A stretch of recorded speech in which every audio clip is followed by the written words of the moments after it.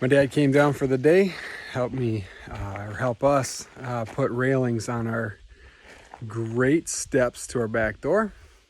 And a couple $100 at Menards trip later,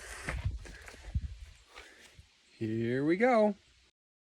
The first thing we did was took off the bottom step, and we're gonna dig out 2 holes.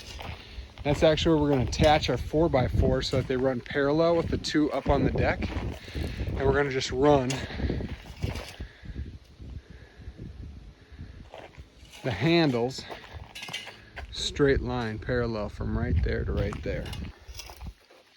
All right, posts are attached.